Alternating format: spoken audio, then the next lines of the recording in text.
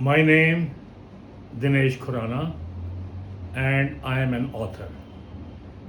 इससे पहले मैं रेगुलर प्रोफेसर था at international management institute Delhi और मेरे टॉपिक्स थे human resource management and operations management.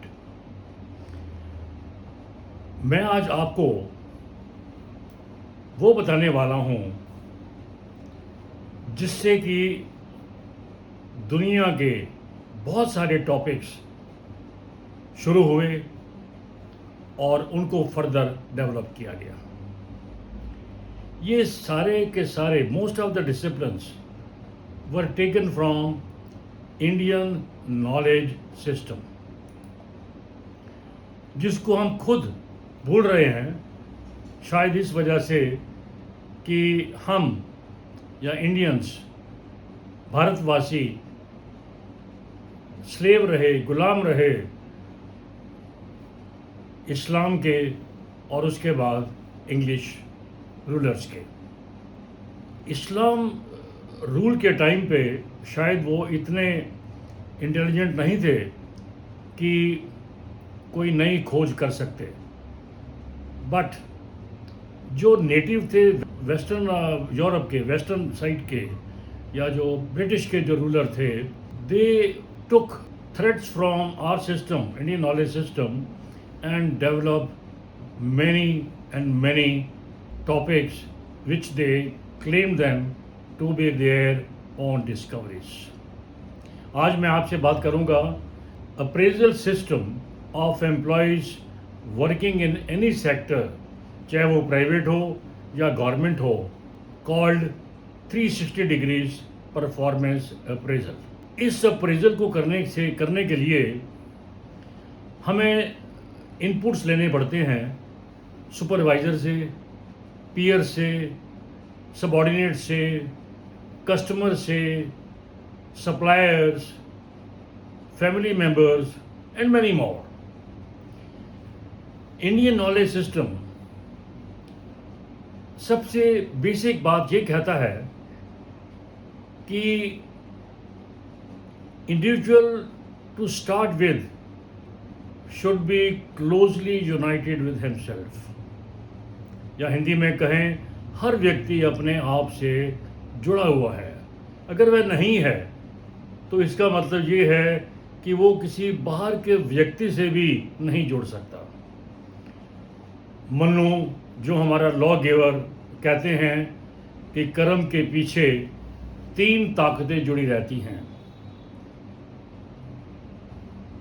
जिनसे कर्म शुरू होता है, और ये 3 ताकतें माइंड, स्पीच और बॉडी।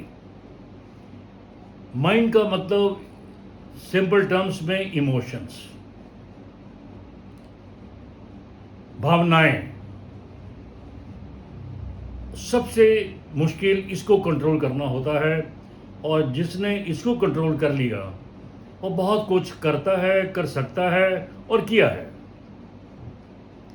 दूसरा है अपनी वाणी, अपनी स्पीच पे कंट्रोल करना। आपको कहाँ क्या बोलना है, कैसे बोलना है, इसको भी जानना बहुत ज़रूरी है। एक छोटा सा सेंटेंस, ए फ्यू वर्ड्स में upset the emotions of the opposite person. इसमें एक भगवत गीता का श्लोक भी है, अनुद्वेगकरम वाक्यम सत्यम प्रीहितम स्वाध्यायभ्यसनम वाण्मयम तप उच्यते। इसका मतलब ये है कि आपकी वाणी इतनी मीठी हो कि किसी को हर्ट ना करे, इतनी सच्ची हो कि कोई आपको ब्लेम ना करे। तीसरा जो है that is control on your physical body, क्योंकि बॉडी एक ऐसी चीज़ है जो आपको गलत काम करने के लिए देर नहीं लगाती, ये जल्दी आपसे करवा देती है। ये कोशिश में होती है कि अपनी इंद्रियों को खुश रखना, अपनी इंद्रियों को सेटिस्फाई करना, या इसको कहें ग्रेटिफिकेशन ऑफ योर सेंसेस। तो ये 3 जो कंट्रोल हैं जो मनु ने दिए, ये आज भी सत्य हैं, और आज भी उतने ही, बल्कि आज ज़्यादा सत्य हैं, क्योंकि जब क्राइम ज़्यादा हो जाए, अनलॉफुल चीज़ें ज़्यादा हो जाएं, तो ये चीज़ों की महानता और बढ़ जाती है। सुपरवाइजर्स कौन होते हैं? हमारे IKS के अंदर कहा गया है कि हु आर आवर सुपरवाइजर्स। इसमें God, country, parents, teachers, may be in the offices the bosses, maybe at your own home or in your surroundings, aged people and wise people. So these are superiors. You have to respect them, you have to listen to them to add to your knowledge. दूसरा है आपके peers, आपके बराबरी के लोग, आपके equals. अभी एक स्टोरी दिमाग में आती है, सावित्री जो जिसने अपने हस्बैंड के प्राण वापस ले आई, इसको भी हम इक्वल्स, वाइफ को इक्वल माना गया है, या पेरेंट्स को या फैमिली को भी इक्वल माना गया है। सावित्री ने यमराज से अपने पति को बचाया और उसकी जान को वापस लेके आई। इसका मतलब ये है कि अगर आपके रिलेशंस इक्वल्स के साथ अच्छे हैं, बड़े मजबूत हैं, कुछ भी कर सकते हैं आपके लिए। दूसरा एग्जाम्पल दिमाग में आता है कि युधिष्ठिर जब स्वर्ग पहुंचा तो उसने सबसे पहले पूछा, मेरे भाई और मेरी फैमिली, दैट मीन्स उसकी वाइफ द्रौपदी, ये कहाँ हैं, मैं ये जानना चाहता हूँ। तो जब उसको पता लगा वो स्वर्ग में नहीं है, तो उसने कहा, मेरे लिए नरक बेहतर है, I want to be with my family and my brothers rather than anything else. तीसरी चीज़ जो कही गई है प्रेजल सिस्टम में, हमारे subordinates. Subordinates could be the next generation और next to next generations. Today that is the biggest problem all over the world, how to control them. The subordinates could be less educated people. It could be people working under you. Maybe social status wise they are less than you. So ऐसे लोग या इस तरह के population को हम बोलते हैं your subordinates. We have to keep good and harmonious relations with them. अगर आप चाहते हैं कि लाइफ शुड बी मीनिंगफुल, आप कुछ अच्छे काम कर सकें, तो उनका योगदान भी बहुत ज़रूरी है।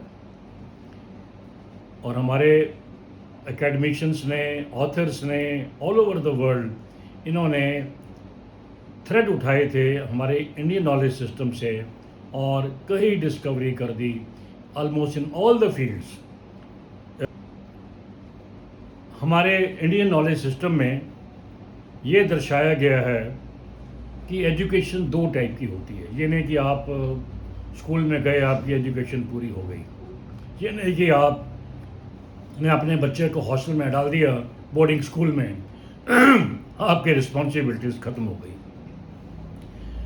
हमारे IKS में ये कहा गया है कि दो टाइप्स की एजुकेशन होती हैं। एजुकेशन फॉर लिविंग, आप कोई अपने इंटरेस्ट का काम करो, कोई स्किल डेवलप करो ताकि आपकी लिविंग चलती रहे, आपकी ब्रेड एंड बटर आपको मिलता रहे। दूसरा होता है, दूसरा कहा गया है एजुकेशन फॉर लाइफ।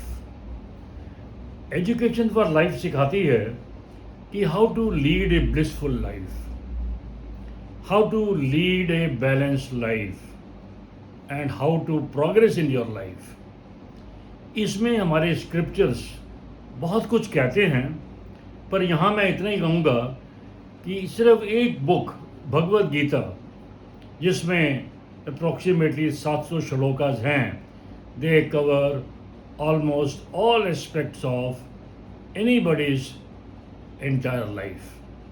तो इस किताब को, भगवद गीता को, हमें अपने बच्चों को ऐसे पढ़ाना है, it is part of the curriculum. चाहे स्कूल में पढ़ाई जाए, पेरेंट्स पढ़ाएं या किसी भी तरीके से पढ़ाई जाए, ये बहुत ज़रूरी है। अब मैं थोड़ा आपको करंट सिस्टम के बारे में बताऊं। Our Prime Minister, Honorable Prime Minister Modi, after a difficult campaign, went for meditation for about 45 hours. शायद इसको एडवांस कंट्रीज नहीं समझ पाएंगे ये क्या चीज़ है। इसमें जो शक्ति है, इसमें जो सब्सटेंस है, वो शायद किसी और जगह पे नहीं मिलेगा आपको। जब मोदी ने कैंपेन ख़त्म किया ऑलमोस्ट 6 हफ्ते का, और 45 hours for 45 hours he went into meditation, he could recall what he has done, he could recall what better he can do in the future life. और सबसे जो वंडरफुल चीज़ लगी कि हिंदुस्तान में 25% आबादी मुस्लिम है, और हमारे एग्जिट पोल आज की डेट में कह रहे हैं कि NDA, that is Modi and his alliance parties, may even cross 400 mark out of 543 seats. It shows very clearly that even the minority community like Muslims, they voted for Modi. Though we have a large number of parties in our country, and they have Hindus and Muslim, all kinds of voters, all kinds of members in their parties, yet it shows that Modi may cross even 400 mark when the actual results come. अगर इसको थोड़ा सा ध्यान को समझा जाए, ध्यान क्या चीज़ है या मेडिटेशन क्या चीज़ है, ये बेसिकली हमारे ऋषि और संत ये कहते हैं कि अपनी आत्मा को इतना इलेट करो, अपनी आत्मा को इतना बुलंद करो कि आप ऑलमाइटी गॉड से बात कर सकें, आप the creator of the world से पूछ सकें जो आपको, जिसके आंसर आपको नॉर्मल लाइफ में नहीं मिलते। ऐसे हिंदुस्तान में बहुत एग्जाम्पल्स हैं जिन्होंने अपनी आत्मा को बहुत ऊंचा उठाया। Amma, Guru Nanak, Buddha and many more, इनको at the end of the life कहा गया ईश्वर के अवतार, but actually they were so strong internally. They have lifted their soul so high that they could foresee the future. They could discuss with the creator of the world. और मुझे कोई doubt नहीं है, I am very confident that Indian, specially Bharatvarsh के लोग जो इस विद्या को जानते हैं, मेडिटेशन को, हिंदुस्तान को सोने की चिड़िया बनाने में देर नहीं लगेगी। अगर हमारे में कमी थी कि हम गुलाम रहे, वो सिर्फ यही था कि हम कास्ट सिस्टम के अंदर डिवाइड हो गए, और उस डिवीज़न का फ़ायदा हमारे कॉन्करर्स ने, हमारे रूलर्स ने लिया, और तभी हम निकलने में हमें बहुत टाइम लग गया। अब शायद हम ये गलती नहीं करेंगे। मैं उम्मीद करता हूँ कि आज का वीडियो आपको पसंद आया। इसको सब्सक्राइब करें और अपने निकट लोगों के साथ साझा करें। थैंक यू वेरी मच, और गॉड ब्लेस यू।